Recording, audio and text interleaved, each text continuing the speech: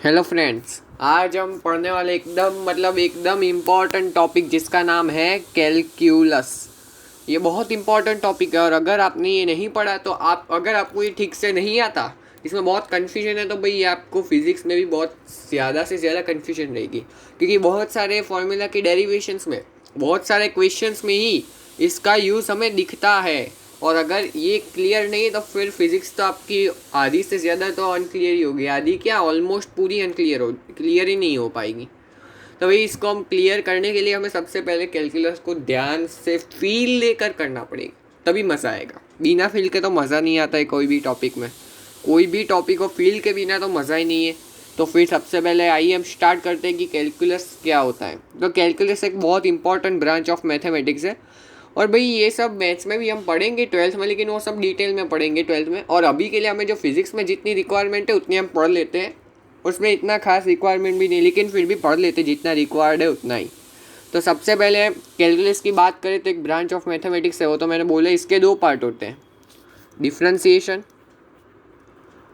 Differentiation को इसको short में लिख देते हैं, डिफ्रेंसिएशन मैं अभी बाद में लिख दूंगा इसको। और दूसरा है इंटीग्रेशन। ठीक है, ये डिफ्रेंसिएशन और इंटीग्रेशन। तो वही इसमें हम दो पार्ट पढ़ेंगे, दोनों बहुत बड़े बड़े, मतलब बहुत सारे लेक्चर्स जाएंगे कि दोनों को कवर करने में। और इसके बाद ऑलमोस्ट हमारा बेसिक मैथ्स तो ख़त्म ही हो जाएगा, उसके बाद हम वेक्टर्स पे जाएंगे। तो सबसे पहले हम आइए बात करते हैं आज हम डिफ्रेंसिएशन की। आज कुछ हम इतना कुछ जो मेन चीज़ है वो सब नहीं पढ़ेंगे, सिर्फ फील लेंगे कि क्या होता है, क्या सिग्निफिकेंस है डिफ्रेंसिएशन का, मतलब डिफ्रेंसिएशन का ही। आज तो हम डिफ्रेंसिएशन की बात करेंगे। तो डिफ्रेंसिएशन नाम से ही पता चल रहा है, डिफरेंस यानी कि मतलब रेट चेंज है, चेंज दिखा रहा है। और डिफ्रेंसिएशन यानी कि ये हमें बताता है कि रेट ऑफ चेंज क्या है। अगर हमें रेट ऑफ चेंज कोई भी वेरिएबल कांस्टेंट क्वांटिटीज के साथ रेट ऑफ चेंज के साथ में डील करना है तो भाई हमें डिफ्रेंसिएशन तो आना ही चाहिए, मतलब भाई हम रेट ऑफ चेंज के साथ डील नहीं कर पाएंगे। और जनरली क्वांटिटीज वेरिएबल होती है तब डिफ्रेंसिएशन बहुत ज़्यादा काम लगता है।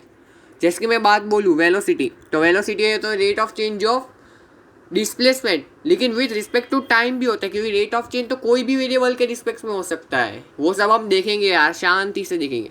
तो वेलोसिटी जो होता है वो x/t होता है, यानी कि x क्या है जिसका हम रेट ऑफ चेंज निकाल रहे हैं, और टाइम क्या है जिसके रिस्पेक्ट में हम रेट ऑफ चेंज निकाल रहे हैं। यानी कि अगर मैं ये बोलना चाहता हूँ कि अगर कोई y है fx, y कोई है fx, ये y और x दो वेरिएबल्स हैं, उनके बीच का रिलेशन है, तो भाई इससे मैं बता सकता हूँ कि जो rate of change of y with respect to x, जिसको हम रिप्रेजेंट करते हैं dy/dx से, dy/dx से हम किसको रिप्रेजेंट करते हैं, dy/dx।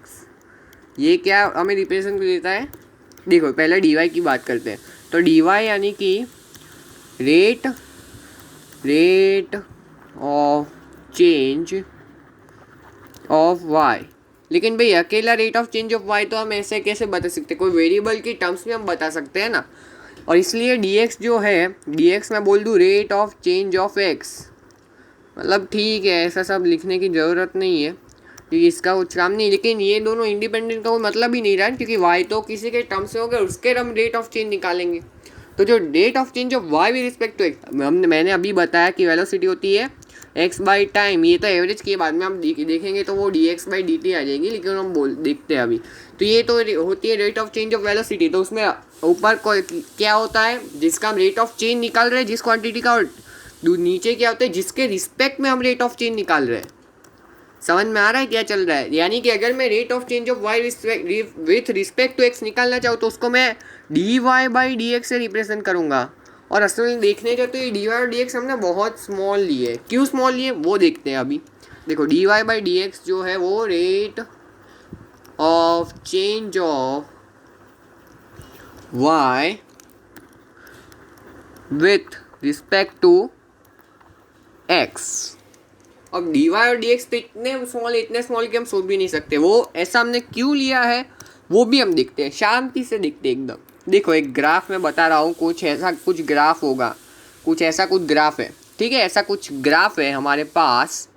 अब ऐसा कुछ ग्राफ है, अगर मैं ये y = fx कुछ है उसका ग्राफ है, और ये x के साथ में हमने बनाया है ग्राफ को।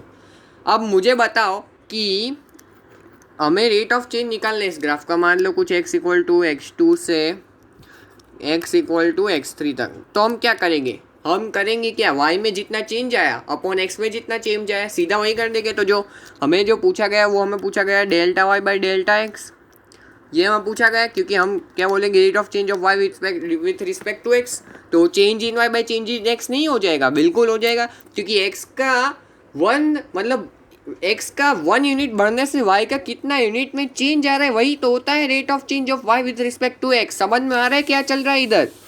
तो भाई जो हमने डेल्टा बाई डेल्टा एक्स किया, लेकिन इधर हम देखें तो इधर मैं इतने छोटे सेक्शन में देखूँ तो इधर कुछ वाई मान लेते हैं कुछ, रुको मैं कोऑर्डिनेट पे प्लॉट कर, मतलब इसका कोऑर्डिनेट लिख देता हूँ।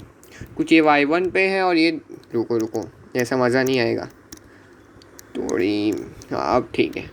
देखो देखो देखो तो मैं ऐसा बोल रहा था मैं कि ये कुछ मान लेते ये पॉइंट है, ये है x इक्वल टू x1, ठीक है, ये x इक्वल टू x1 है और ये पॉइंट है वो x इक्वल टू x2 है, ठीक है। तो x1 से हमने x2 को बढ़ाया, ठीक है, और इधर मैंने तो x1 से x2 बढ़ाने पे ये y1 से y2 जाता है, ये कुछ ये y1 है और यहाँ पे x2 पे ये y2 है, ठीक है। तो कोऑर्डिनेट्स तो हम बता सकते हैं सीधा, x1, y1 और x2, y2 ये तो बता ही सकते हैं हम।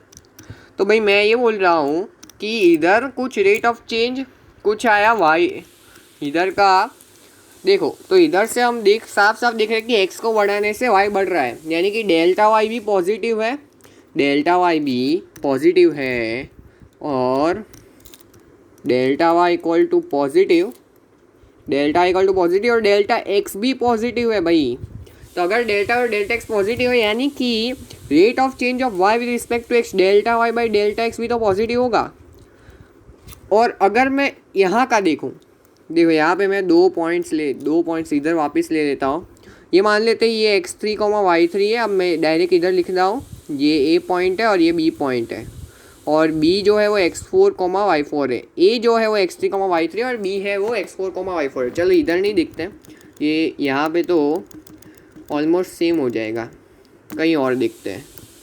देखो मैं अब इधर दिखाता हूँ, इधर देखेंगे तो इधर कुछ x3, y3 मान लेते हैं।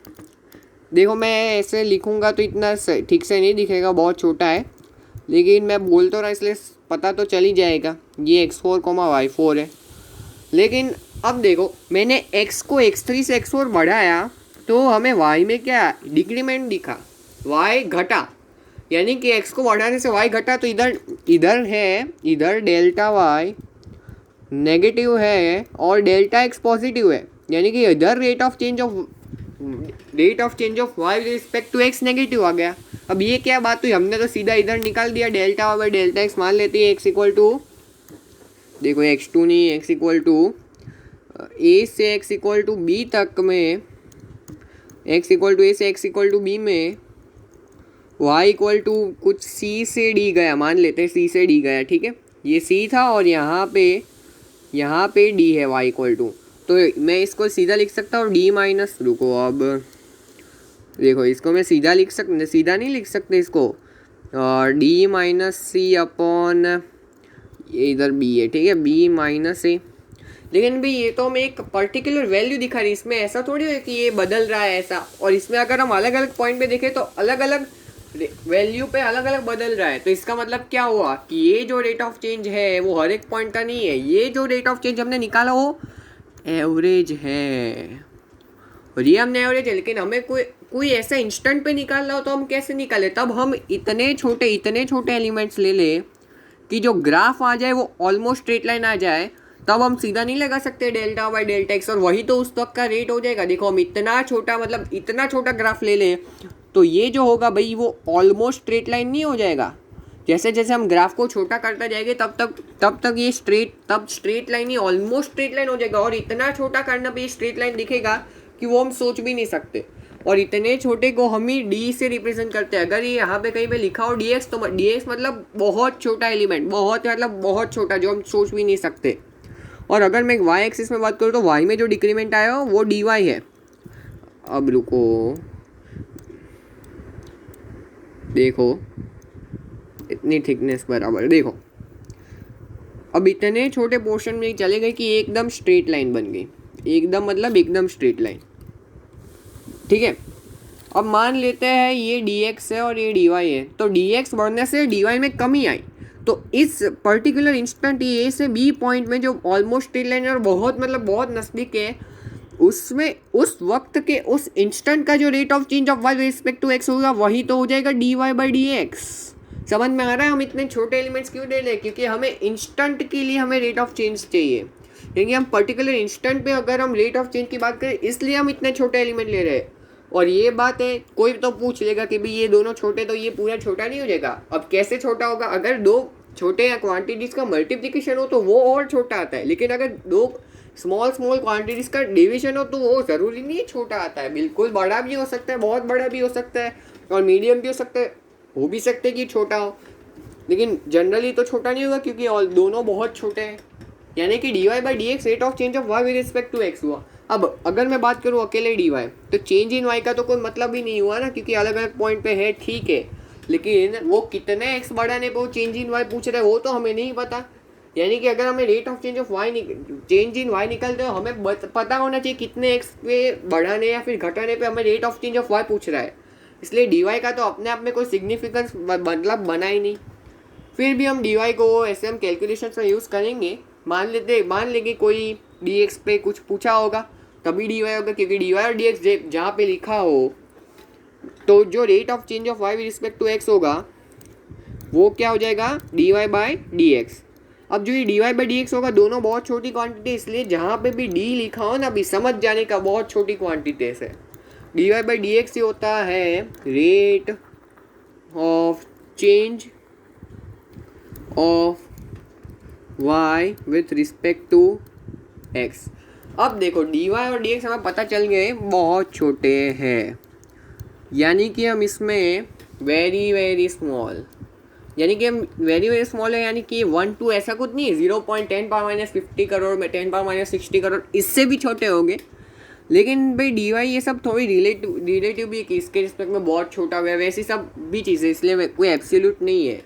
लेकिन वैसे बोल तो सकते हैं बहुत छोटा है। और अगर बहुत छोटे तो भाई हम ऐसा नहीं कह सकते कि dy का होल स्क्वायर, तो उससे भी मतलब उस बहुत छोटा नंबर इंटू बहुत छोटा नंबर तो ये और छोटा नंबर हो जाएगा, तो dy का स्क्वायर तो और छोटा हो गया, और dx का स्क्वायर जो है वो भी और बहुत छोटा। अगर इतना छोटे को तो हम आसानी से निगलेक्ट कर सकते हैं, अब dy और dx को तो निगलेक्ट नहीं कर सकते कि वरना तो फिर रेट ऑफ चेंज 0 बाई 0 कुछ होता ही नहीं, नॉट डिफाइंड है। लेकिन भाई dy का स्क्वायर और dx के स्क्वायर को तो हम निगलेक्ट कर सकते हैं ना। अगर कहीं पे कोई दूसरे, अगर y के सामने मैं dy के स्क्वायर की बात करूँ, यानी कि dy का स्क्वायर तो कुछ भी नहीं है y के सामने, अगर मैं x के सामने dx के स्क्वायर की बात करूँ तो x के सामने भी कुछ नहीं है, इसलिए कभी कभी हम निगलेक्ट कर सकते हैं अगर ज़रूरत पड़े तो। यानी कि इसमें हम अगर हम ऐसे निगलेक्ट कर सकते हो भाई, इसमें हम बाइनोमियल अप्रोक्सीमेशन भी लगा सकते हैं ना, कई बार कोई कैलकुलेशन करनी हो तो बिल्कुल लगा सकते हैं, तो बाइनोमियल अप्रोक्सीमेशन भी लगा सकते हैं। तो मेन फंडा तो समझने की बात है कि इसमें हर पॉइंट पे रेट ऑफ चेंज अलग अलग है, हर एक ग्राफ के हर एक पॉइंट पे रेट ऑफ चेंज जो है वो एकदम अलग अलग है, और यही समझने वाली बात है। अभी तक जो हम बचपन में 9th 10th मौसम में पढ़ रहे थे, rate of change of velocity, distance, displacement upon time, वो सब भी एवरेज बातें थी, और अब हम एवरेज की बातें नहीं करेंगे, हम इंस्टेंट की भी बातें करेंगे। किस इंस्टेंट में क्या चल रहा है वो भी हम देखेंगे, किसके मदद से, डिफ्रेंसिएशन के मदद से। तो आज का लेक्चर तो हमने फील ही देखा। अगले लेक्चर में मान लो हमें कुछ दे देगा कि y equal to 2x square है, अब हमें पूछा है कि x इक्वल टू समथिंग कुछ, मान लो 2 यूनिट्स पे, x इक्वल टू 2 यूनिट्स पे, 2 यूनिट्स, अब 2 यूनिट्स तो अपने मतलब 2 यूनिट्स का रेंज कितना होगा। मान लो मैं x इक्वल टू 2 की बात कर रहा हूँ, ये है x इक्वल टू क्या है, ये x इक्वल टू 2 है। अगर ये x इक्वल टू 2 है, अब x इक्वल टू 2 पे हमें रेट ऑफ चेंज पूछा, अब x इक्वल टू 2 का ड्यूरेशन मतलब x इक्वल टू 2 कहाँ से कहाँ है, वो अपने आप में इतनी छोटी क्वांटिटी है।